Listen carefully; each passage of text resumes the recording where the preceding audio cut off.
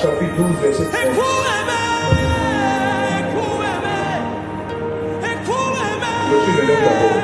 Jésus répondit, voici le premier. Écoute Israël, le Seigneur, notre Dieu, est l'unique Seigneur. Et tu aimeras le Seigneur, ton Dieu, de tout ton cœur, de toute ton âme, de toute ta pensée et de toute ta force. Merci éternel mon Dieu, bénis ce message. Par le travers de moi, donne-moi l'inspiration. Je veux parler à ton peuple ce matin d'une chose qui est importante. Inspire-moi, parle-moi et donne-moi d'être un fidèle porte-parole ce matin. Donne-moi de dire ta parole uniquement, ta parole au nom de Jésus de Nazareth. Bien-aimé, la Bible dit tu aimeras l'Éternel ton Dieu de tout ton cœur, de toute ton âme, de toute ta pensée et de toute ta force. Dieu exige l'amour de son peuple. La Bible dit que c'est le premier commandement. Tu aimeras l'Éternel ton Dieu de toute ta force, de toute ta pensée, de tout ton cœur. Ceci est le premier commandement de la Bible. Aimer Dieu de tout son cœur, de toute son âme et de toute sa pensée. Bien-aimé, si Dieu exige de ses enfants que nous sommes l'amour, Dieu exige que nous l'aimions de toute notre âme, de toute notre pensée et de tout notre cœur. C'est parce que Dieu lui-même, il a été le premier à nous aimer. La Bible dit dans Jean, chapitre 3, verset 16, que Dieu a tant aimé le monde qu'il a donné son Fils unique. Vous voyez, lorsque Dieu a aimé le monde, il a manifesté cet amour-là en donnant son Fils unique. Donc Dieu a été le premier à nous donner l'amour, à nous manifester l'amour. Et parce qu'il a été le premier à nous donner l'amour, c'est pourquoi il exige de ses enfants, il exige de ses disciples l'amour et rien d'autre que l'amour. Bien aimé, l'amour exige l'amour. L'amour réclame l'amour et rien d'autre. Lorsque quelqu'un vous aime, cette personne attend un retour pour être comblée, rien d'autre que votre amour. Alléluia. Alléluia. Lorsqu'une personne vous aime, vous ne pouvez pas combler l'amour que la personne a par des voitures, par des maisons, par des villas, par des habits chers ou par tout autre matériel qui existe. C'est pourquoi dans des foyers, des gens qui sont prospères, il y a toujours des divisions, il y a toujours des palabres. Et dans la plupart des cas, ces foyers-là finissent toujours dans le divorce. Pourquoi? Parce que monsieur a une certaine prospérité, il a une certaine aisance, et il pense pouvoir combler l'amour que cette femme-là lui donne. Lorsqu'elle est venue vers lui, ce n'était pas à cause de son amour. Elle est venue vers lui, ce n'était pas à cause de son matériel. Elle est venue vers lui, elle a aimé d'abord. Elle a aimé ce monsieur. Elle a aimé cet homme. Donc elle est venue par amour. Et donc en retour, cette femme-là exige ou elle réclame de cet homme, l'amour et rien que l'amour. Si cet homme ne comprend pas ça, il va donner des voitures, il va donner des maisons, il va donner des habits chers, des sacs de dernière génération, des téléphones de dernière génération. Mais ça ne pourra pas combler l'amour que cette femme-là veut, que cette femme-là a pour son homme. Parce que la seule chose qui peut combler cela, c'est en retour l'amour que l'homme va lui donner. Alléluia. C'est pareil dans notre marche avec Dieu. Dieu nous a aimés le premier. Il a donné son Fils. Il attend une seule chose de vous et de moi. C'est que nous nous donnions l'amour. C'est que nous lui manifestions notre amour. C'est que nous lui prouvions également que nous l'aimons.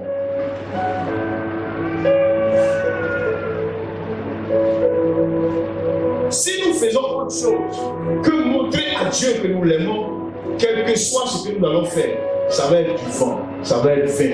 On fera beaucoup d'efforts, mais ça ne comptera pas grand-chose. Ça ne dira absolument rien à Dieu. Dieu réclame une seule chose de son peuple, c'est l'amour. Il attend de toi et de moi l'amour, et rien d'autre que l'amour. Alors tu vas te demander, comment puis-je démontrer à Dieu que je l'aime? Comment puis-je manifester à Dieu cet amour? Déjà, je viens à l'église, je suis là tous les dimanches, je le chante, je le loue, je le danse. Quelquefois même, je me roule à terre, je prends des chaises que je mets sur ma tête. Est-ce que ça, ce n'est pas un signe d'amour? Bien-aimé, la Bible dit dans Jean 14, verset 15, celui qui dit qu'il m'aime, il garde mes commandements. Celui qui dit qu'il m'aime, il garde mes commandements. Dans les choses de Dieu, l'amour de Dieu est manifesté et prouvé notamment en gardant les commandements de Dieu. Vous ne pouvez pas aimer Dieu, vous ne pouvez pas dire que vous aimez le Seigneur en vivant loin de ses commandements. Celui qui l'aime garde ses commandements. Celui qui l'aime, il garde sa parole. Vous voyez, lorsque tu aimes une personne, ton souci, c'est de plaire à cette personne. Tu veux vivre une vie pour plaire à cette personne. Tu veux montrer à cette personne-là que tu l'aimes en faisant des choses qui vont lui faire plaisir. Alléluia. Et donc, lorsque tu aimes le Seigneur, tu n'es plus au stade de te demander est-ce que telle action c'est un péché? Est-ce que telle chose c'est écrit dans la Bible que c'est un péché? Est-ce que c'est écrit dans la Bible que porter pantalon c'est un péché? Est-ce que c'est écrit dans la Bible qu'on ne met pas faux cils? Est-ce que c'est écrit dans la Bible qu'on ne met pas vernis? Est-ce que c'est écrit dans la Bible qu'on ne met pas mèche? Quand tu aimes Dieu, tu n'es pas à ce stade de ces questions. Quand tu aimes le Seigneur, quand tu aimes quelqu'un, tu es plus préoccupé par faire les choses qui lui feront plaisir. La question, ce n'est pas de savoir est-ce que c'est un péché. La question, c'est de savoir est-ce que si je fais ça, celui que j'aime tant sera heureux? Est-ce qu'il va m'acclamer? Est-ce qu'il va applaudir ça? Ou bien est-ce qu'il sera triste? Alléluia. Ça, c'est la question que les gens qui sont convertis se posent. Ça, c'est la question que les gens qui sont convertis là, se posent. Quand tu es converti, tu ne cherches pas à savoir si telle chose là, c'est un péché ou c'est écrit dans la Bible que c'est un péché. C'est pourquoi il y a des chrétiens qui droguent, il y a des chrétiens qui prennent la drogue, il y a des chrétiens qui fument. Ce n'est pas écrit dans la Bible. Ou bien qui peut me montrer le verset de la Bible qui dit tu ne drogueras pas? Ou bien tu ne fumeras pas? Ils fument. Il y a des chrétiens qui boivent. Et puis ça ne fait rien du tout. Mais quand tu aimes Dieu, la question que tu te poses, c'est de savoir si je fais ça, est-ce que ça va attrister Dieu? Est-ce que Dieu va m'applaudir? Ou bien Dieu sera triste? Et toi-même, tu connais la réponse. Tu connais la réponse de ça. Tu sais. Mais pourquoi on assiste à ça aujourd'hui? Parce que les chrétiens n'ont pas compris ce que c'est que aimer Dieu. Aujourd'hui, les églises sont remplies, mais les gens n'aiment pas Dieu. Les églises sont remplies, mais les gens veulent utiliser Dieu comme une sorte de poussée qui est là pour leur donner des bénédictions, qui est là pour régler leurs questions de mariage, leurs questions de bénédiction, qui est là pour les faire voyager, mais ils n'aiment pas Dieu. Ils n'aiment pas Dieu. Aime le Seigneur. C'est le premier commandement. Aime Dieu. Aime-le en gardant ses commandements. Aime-le en faisant ce qui réjouit son cœur. C'est cela. Lorsque tu vis une vie que tu as consacrée à Dieu, une vie pour Dieu, une vie dans laquelle tu t'engages à aimer Dieu, il y a beaucoup de choses pour lesquelles on ne doit pas te demander pardon. Si tu obéis à Dieu par devoir, c'est-à-dire que tu obéis à Dieu parce que tu te dis, il faut que je fasse ça. C'est-à-dire que c'est une obligation pour toi, alors tu n'as rien compris. Tu es un païen, tu vas mourir païen, tu iras en enfer païen. Mais si tu commences à obéir à Dieu par amour pour Dieu, en te demandant seulement, est-ce que ce que je suis en train de faire est agréable à Dieu, tu iras loin dans ta vie chrétienne. Manifeste l'amour pour Dieu.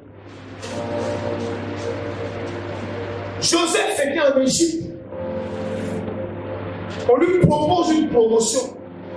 La femme de son patron lui propose une promotion. Pousse avec moi et je t'élèverai. C'est ce que Joseph a dit. Joseph dit, comment ferais-je un si grand mal contre Dieu? Parce qu'il a vu que le péché, ce n'était pas d'abord contre quelqu'un, mais c'était d'abord faire mal à Dieu. Donc il aimait tellement Dieu, il ne peut pas faire un si grand mal contre Dieu. Alléluia. Quand on aime le Seigneur, on garde ses commandements. Quand on aime le Seigneur, on dédie sa vie, on consacre sa vie à ne faire que ce que Dieu aime, à ne faire que ce que Dieu approuve. On n'a pas à te demander pardon pour des choses vraiment. Toi-même tu sais. Quand tu fais, tu sais. Parce que tu as en toi le Saint-Esprit qui s'attriste. Donc tu sais que ce que tu es en train de faire, c'est une affaire un peu bizarre qui ne jouit pas Dieu. Mais tu t'en fous du fait. Parce que pour toi, tu as dit, je n'ai pas vu dans la Bible, verset qui dit, on ne fait pas ça. Mais tu n'as pas vu dans la Bible. Mais tu sais que ça attriste Dieu. Mais tu es dedans. Aimez le Seigneur. Aimez Jésus. Dieu a donné sa vie pour vous. Il est mort à la croix pour toi. Tu étais destiné à aller en enfer. Regarde, Romains 3, 23 dit, tous ont péché. Ça veut dire tous ont péché. C'est-à-dire, nous tous là, notre route là, c'est l'enfer. Nous tous là, on est réservés pour l'enfer. Donc, vous et moi là, on partait tout droit en enfer. Mais on ne va plus partir là-bas simplement parce que lui, il nous a aimés et il est venu mourir pour nous à la croix. Il est là parti en enfer à notre place. Est-ce que vous savez ce que ça signifie? Parce que si tu ne comprends pas ça, tu serais religieux et tu ne vas pas comprendre même que pourquoi il va aimer Dieu. Pour que tu puisses aimer le Seigneur, tu dois comprendre ce qu'il a fait pour toi à la croix. Il est mort pour toi à la croix. Il a laissé son trône de gloire. Il a laissé le ciel. Il est venu sur la terre. Il a été insulté. Il a été humilié. On a craché sur lui. Mais il n'a pas répondu. Il a dit, si je réponds, mon peau ira en enfer. Si je réponds, Bédi ira en enfer. Parce qu'il a dit à quelqu'un, il dit, tu penses que je ne peux pas appeler Dieu qui a envoyé une armée d'anges pour détruire tout ça, les tombes par peu. Mais il savait que s'il faisait ça, il n'irait pas mourir à la croix pour toi et pour moi. Et nous autres, on serait condamnés en enfer. Mais il a supporté ça. Il a mis son dos. Il a payé le prix pour ça. Il a été crucifié. Il a fait ça pour toi et pour moi, parce qu'il nous aimait. En retour, qu'est-ce que nous devons faire? C'est lui donner l'amour simplement. Dieu n'a que faire de tes voitures. Il n'a que faire de ton argent que tu déposes à l'église. Il n'a que faire de tes vestes, de tes habits chers que tu portes venir à l'église. Dieu n'a que faire de ça. Il demande une seule chose. Donne-moi ton amour. M'aimes-tu vraiment, mon fils? M'aimes-tu, mon fils? Seul l'amour que tu lui donnes va combler le vide que Dieu a en ce qui te concerne. Dieu a un vide en ce qui te concerne. Il t'aime, mais tu ne l'aimes pas. Il t'aime, et toi tu fais autre chose. Il t'aime, mais toi tu fais autre chose. Tu penses le pressionner. Elle est boucle d'oreille, elle est maquillage ici, tu te caches ici, tu te maquilles. Quand tu viens à l'église, il n'y a plus de maquillage. Tu te caches là-bas, tu portes pas d'offre. Mais Dieu n'a que faire ça. Ta beauté ou ta joliesse, ça ne fait rien à Dieu. Il demande une seule chose. Il y a une seule chose qui peut l'impressionner. C'est ton amour. Il dit, mon fils, m'aimes-tu? M'aimes-tu vraiment? Est-ce que tu m'aimes?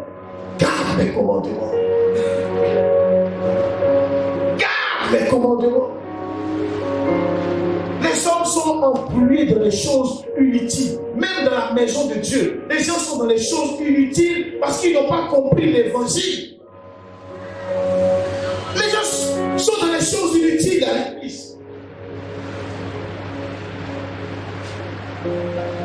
Les gens courent, ils viennent s'aimer 100 000 pour avoir milliards. Mais même si tu as des milliards, Dieu aura toujours le vide si tu as un milliard. Si tu es le plus grand milliardaire du monde, Dieu aura toujours ce vide dans son cœur. Parce que c'est ton amour seul qui peut remplacer le vide que Dieu a dans son cœur en ce qui te concerne. Alléluia. Quand tu aimes Dieu, tu gardes tes commandements. Tu gardes ses commandements. Tu gardes ses commandements. Fais-le par amour. Qu'est-ce qui te motive? Est-ce que c'est obéir à la parole de Dieu? Parce que c'est écrit, on dit non, on ne va pas chez ces femmes, donc tu te concentres. Je sais pas, le pasteur a dit qu'on t'a pas fait. Non! C'est pas affaire de concentration, c'est affaire que je ne veux pas faire un tel mal contre Dieu. On s'en fout que le pasteur a dit pas, mais je ne peux pas faire ça contre mon Dieu. Je vais poignarder Jésus si je fais ça. Je ne peux pas. Il m'a trop aimé. Il m'a trop aimé. C'est ça être chrétien. C'est ça être chrétien. Aime-le. Donne-lui ton cœur. Arrête de tricherie. Arrête de tricher un peu à gauche, un peu à droite, un peu tu es dans autre chose, un peu à l'église c'est comme ça, un peu dehors tu es ailleurs. Arrête de tricher. Donne ton cœur à Jésus. Montre-lui ton amour. Montre-lui ton amour. Quand tu aimes Dieu, tu aimes Dieu. Même si on te prend, on te met sur la lune, tu aimes Dieu, tu aimes Dieu.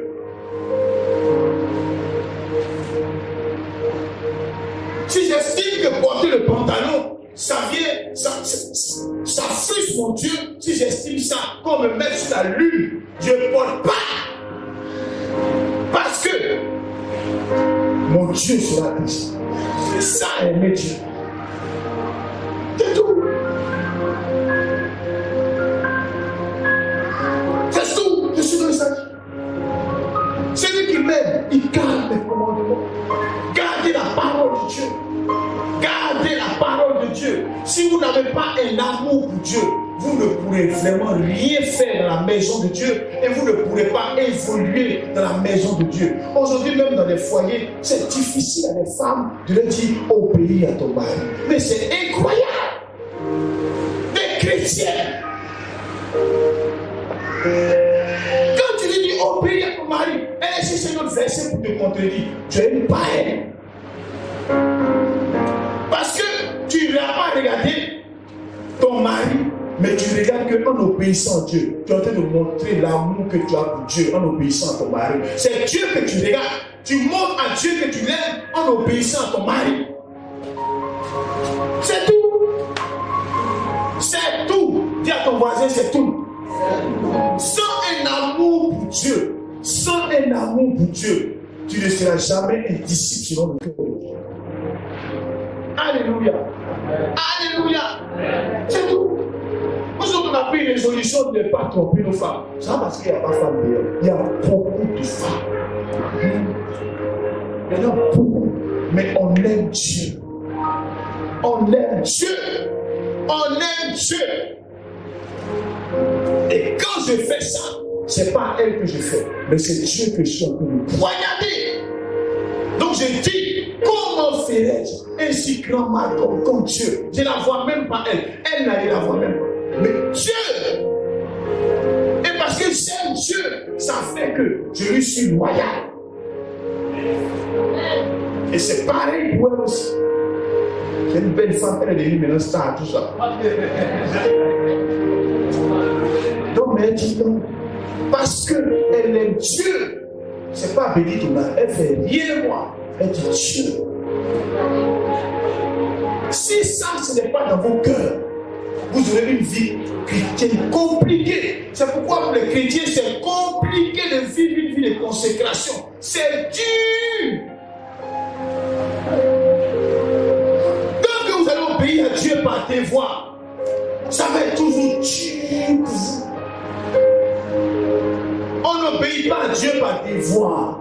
On obéit à Dieu par amour.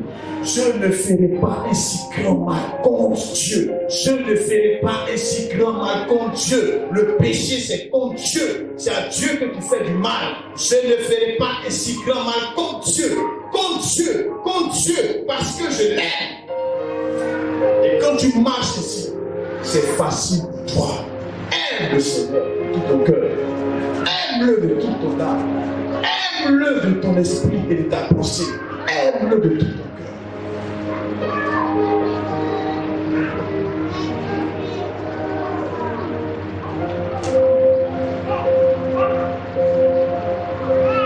Parce que tu aimes le Seigneur, tu le manifestes par le service que tu donnes à Dieu. Aujourd'hui, malheureusement, il y a trop de mercenaires dans la maison de Dieu. Les gens sont occupés à des postes dans la maison de Dieu. Ils travaillent dans la maison de Dieu simplement parce qu'on les paye à la fin du mois. Et dans le groupe musical, ils chantent. La seule chose qui le préoccupe, c'est que s'il ne vient pas chanter, on ne va pas le payer. S'il ne vient pas jouer piano, on ne va pas le payer. S'il ne vient pas jouer batterie, on ne va pas le payer. Chez moi ici, il n'y a pas ça. Tous ceux qui m'entourent, ils travaillent par amour pour Dieu, mais ils parlent d'autres personnes. Donc lorsque tu aimes le Seigneur, le travail que tu fais pour lui, tu dois le faire de façon totalement désintéressée. Tu dois le faire par amour. Pas parce que tu attends un retour, quelque chose. Aujourd'hui, les gens sont dans la maison de Dieu. Tout ce qu'ils font pour Dieu, on lui a dit si tu parlais à la maison de Dieu, Dieu a te donné mariage. Il faut voir par là si le balai.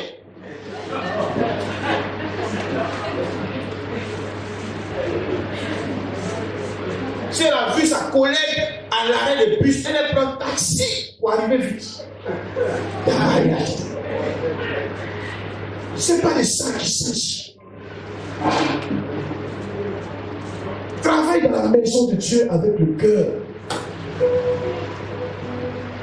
On t'a confié le ministère d'intercession. Fais-le pour Dieu. Prie une fois de manger. Porte le fardeau de l'église de Dieu. Par amour pour Dieu. Dieu a donné sa vie pour toi. En retour, tu te dis, la seule façon de montrer à Dieu que je l'aime, son œuvre ne sera jamais détruite tant que moi j'ai la vie. Parce que mes genoux seront à terre. Lorsque les autres mangent, toi tu te prives de manger pour Dieu. Tu le sais avec ça. Alléluia. Lorsque tu chantes pour Dieu, tu fais des efforts. Il y a des jours où tu chantes. Il y a des jours où tu pries.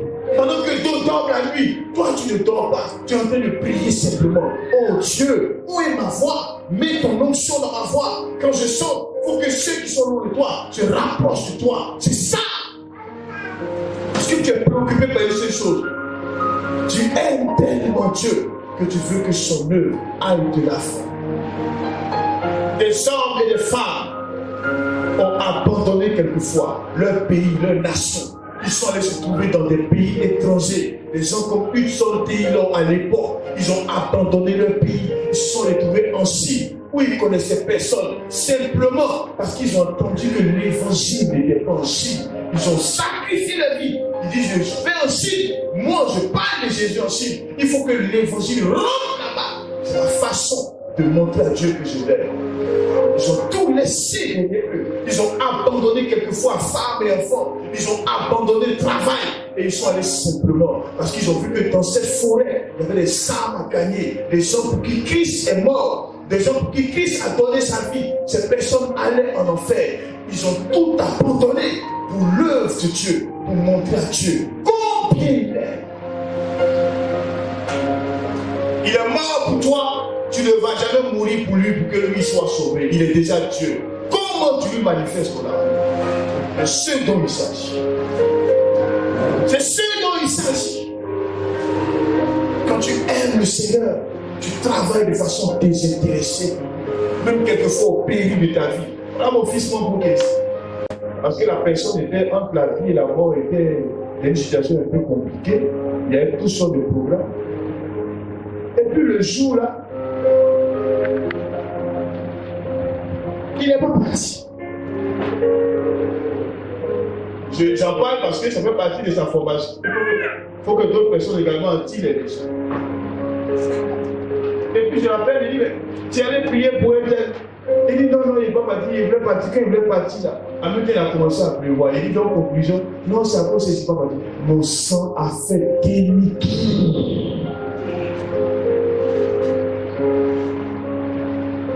Là, il était encore tout jeune encore, il apprenait encore. Je pense qu'il ne fait plus ça. Mon sang a fait demi-tour. Il dit, même si le feu, tu rentres en bas du feu pour aller sauver l'âme de Jésus. Même s'il pleut, il pleut, je ne sais pas quoi, tu rentres en bas pour aller sauver la paix de Dieu. Il pleut. Quand tu es qui? Mais il a compris la leçon. Aujourd'hui, il est devenu un grand patron. Et même il va crier sur son pression. Alléluia. Quand tu sais Dieu, même au péril de ta vie, quand les intérêts de Jésus sont là-bas, tu rentres en bas. C'est ça, aimer Dieu. Le qu'il a fait pour nous, on ne pourra jamais lui rendre ça. La seule façon de lui montrer qu'on l'aime, c'est notamment dans notre service. Qu'est-ce que nous faisons pour Dieu? Ici, on a dit on gère le lundi. On est peut-être, je vois toujours les mêmes visages. On est peut-être 10 au maximum quand on vient. C'est Christian qui a réussi par exemple. C'est lui qui est chargé de compter les autres. Christian, ils sont combien là-dedans? Je demande combien? 15 personnes.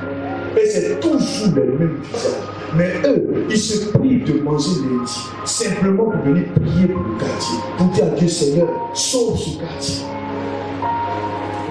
Ils savent qu'ils ne peuvent plus mourir pour Jésus. Leur façon, là, c'est de montrer à Dieu qu'il aime en se privant de nourriture lundi pour les intérêts de Dieu.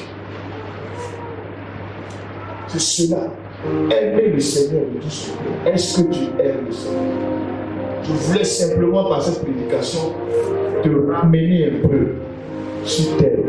Pour dire, c'est que l'œuvre de Dieu que tu es en train de faire, ça, ce n'est pas l'œuvre de Dieu. Ce que tu es en train de faire, tu es dans un conformisme où tu ne te gênes pas du tout, où tout va bien.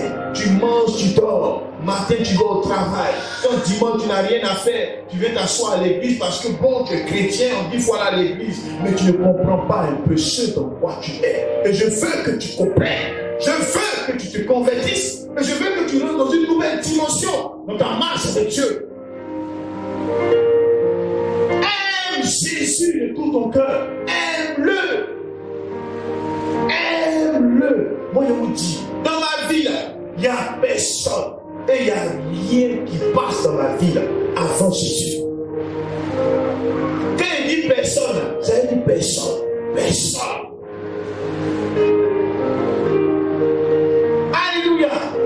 J'aime ma famille, j'aime mon épouse, j'aime mes enfants. Mais amour premier, là, ça va d'abord à Jésus. Alléluia. Aimez Jésus. Aimez-le. Aimez-le. Gardez ses commandements. Servez-le avec amour, avec zèle, servez-le avec zèle. Fais-le pas pour faire plaisir au pasteur, mais fais-le parce que tu l'aimes et qu'il est mort à la croix pour toi. Comment tu vas rembourser ça? Comment tu penses que tu vas rembourser ça? C'est que Jésus a fait là. Comment tu penses qu'en retour, tu peux lui exprimer ça? Tu peux rembourser ça un peu. C'est vrai que tu ne pourras jamais rembourser, mais comment toi et moi on peut se blaguer pour montrer à Dieu un peu comment on l'aime. C'est ça que j'ai appelé. Blaguons-nous comme ça. Gardons ses commandements et servons-le avec zèle. Quand tu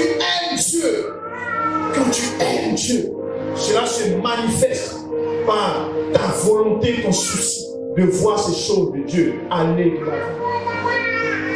David disait, je n'offrirai absolument rien à mon Dieu qui ne me coûte pas cher. David était quelqu'un qui aimait tellement Dieu. Il aimait tellement Dieu. Et chaque fois que je lis ces choses, moi je suis honteux, j'ai honte pour moi et puis j'ai honte pour nous tous maintenant. Parce que les gens comme David là, Jésus n'est pas mort pour eux. Quand David là vivait dans l'Ancien Testament, là, Jésus n'était pas encore mort pour eux. Donc à leur temps là, chacun s'est débrouillé pour être sauvé. Jésus n'était pas encore mort. Mais il s'aimait Dieu d'une façon telle que quand moi je lis l'Ancien Testament, j'ai toujours honte de dire Dieu, pardonne-moi, je ne suis pas digne de toi. Il aimait tellement Dieu que dans 2 Samuel, chapitre 24, il voulait acheter un terrain pour Dieu.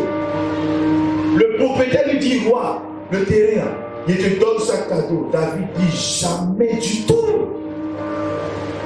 Je ne peux jamais prendre quelque chose qui est cadeau pour donner à mon Dieu. Je n'offrirai pas à l'Éternel, mon Dieu, une chose qui ne me coûte pas cher. Vous avez vu son degré d'amour. Même chose qu'il veut donner à Dieu. Quelqu'un vient te donner cadeau, tu vas donner à Dieu. David dit, c'est foutaise. Je ne donne pas quelque chose comme je donne cadeau à mon Dieu. On ne te demande pas de te dépouiller pour Dieu. On te demande de respecter Dieu et de lui montrer ton amour. Quand tu as 2 pantalons que tu veux offrir un pantalon à l'œuvre de Dieu, c'est ce qui est déchiré, tu prends, tu donnes. Tu aimes Dieu, tu es incapable, dans le peu que tu as, d'enlever même 10%, pour payer même un traité, pour dire on va évangéliser ça. Ça va venir de ma poche. Incapable. Tu es incapable, dans le peu que tu as, ne cesse que même réserver même 1000 francs pour acheter des billes, pour distribuer gratuitement pour Dieu. Tu es incapable de le faire. Si tu gagnes 10 000, tu bouffes tous les 10 000, tu es rassasié, tu dors. Où est Dieu dans ton affaire? Alléluia. Où est Dieu dans ton affaire? Où il est? Parce qu'il regarde, mais je ne vois pas Dieu là. Je ne vois pas. Je te vois te rouler à terre, je te vois faire des acrobaties quand on loue Dieu, mais je ne vois pas l'amour de Dieu. Les acrobaties dans l'église sont différentes de l'amour pour Dieu. Ça n'a rien à voir avec l'amour pour Dieu.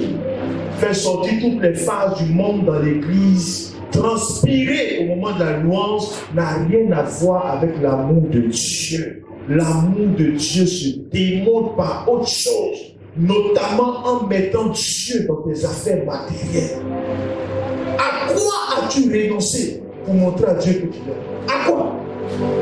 À quoi as-tu renoncé pour montrer à Dieu que tu l'aimes? Quand tu regardes le sacrifice qu'il a fait pour toi à la croix, à quoi as-tu renoncé? À quoi as-tu renoncé? À quoi as-tu renoncé? À quoi as-tu renoncé? Aime le Seigneur de tout ton cœur, de toute ton âme. Aime-le. À partir de ce jour-là, prends de nouvelles résolutions. À partir d'aujourd'hui, là, prends de nouvelles résolutions. Vis pour aimer le Seigneur. Vis pour aimer Jésus. Aime-le. Mets-le en première position dans ton cœur. Enlève ton mari. Enlève tes tes enfants, enlève ton papa, mets Jésus, mets Jésus, mets Jésus, mets Jésus, mets-le dans ton cœur, en première position. Cherche ses intérêts dans tout ce que tu perçois, que ce soit argent, que ce soit bien mal, que ce soit je ne sais pas quoi, cherche Jésus dedans. Alléluia. Moi un jour quelqu'un m'a donné un paquet de couches, il est divisé en deux. Il dit c'est pour Jésus, c'est pour moi. On dit au frère, il a mis dans le panier. Et c'est qui fait? Cherche l'intérêt de Jésus dans tout ce que tu fais. Mets Jésus dedans. Mets Jésus dedans et en première position. Et tu réussiras. C'est cela le secret d'une vie bénie. Mets Jésus en première position. Aime-le de tout ton cœur. Aime-le de toute ton âme. Aime-le de tout ton esprit. Et tu seras béni. Et tu réussiras. Alléluia. Les gens qui sont préoccupés par comment construire leur maison, alors que des fois même à l'église, l'église ne sait même pas où se réunit, où l'église se réunit ainsi que moi, et leur préoccupation, c'est comment construire leur maison pour dormir avant Dieu.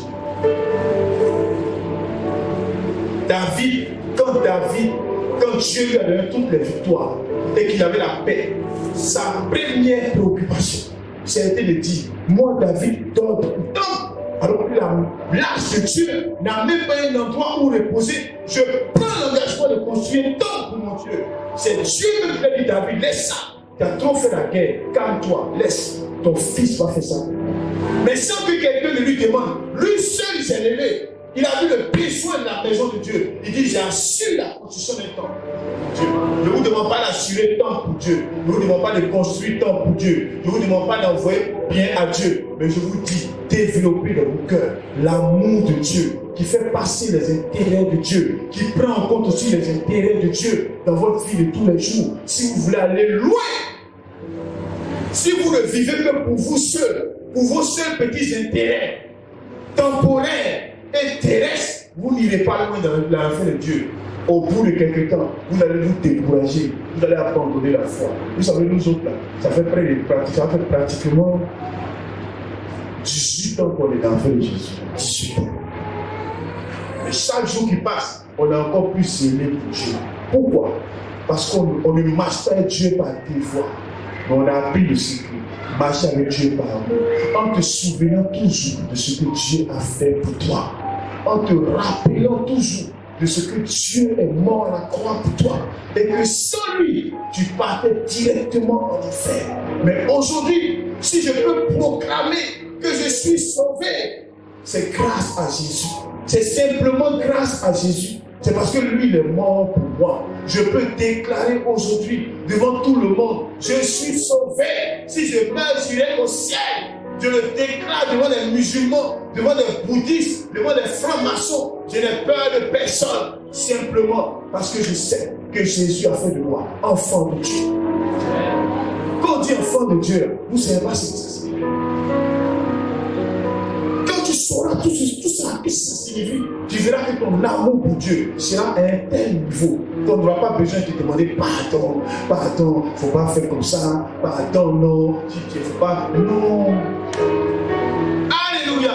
Moi je suis un enfant de Dieu, je suis fier de l'être. Pour dire grâce à Jésus, sorcier c'est des plaisanteries, franc-maçon c'est des plaisanteries, rose-croix c'est la plaisanterie, tout ça grâce à Jésus. Quand moi je dors la nuit, les sorciers font réunion. Ils font réunion pour me tuer. Ça ne va pas quelque part. Moi je rêve. Ou bien ils chantent que les frères ne vont pas faire. Si ils disaient qu'ils étaient pour eux, ils sont dans la constitution de leur corps. Moi je suis tranquille en paix. Grâce à Jésus seul. Amen. Il n'est pas aimé. On me demandait pardon pour aimer. On me demandait pardon pour aimer Jésus. C'est pas elle qui ne sait pas ce qu'il a fait.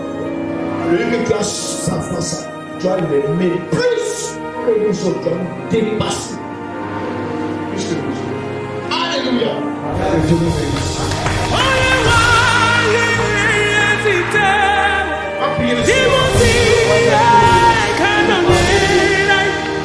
You are the living God.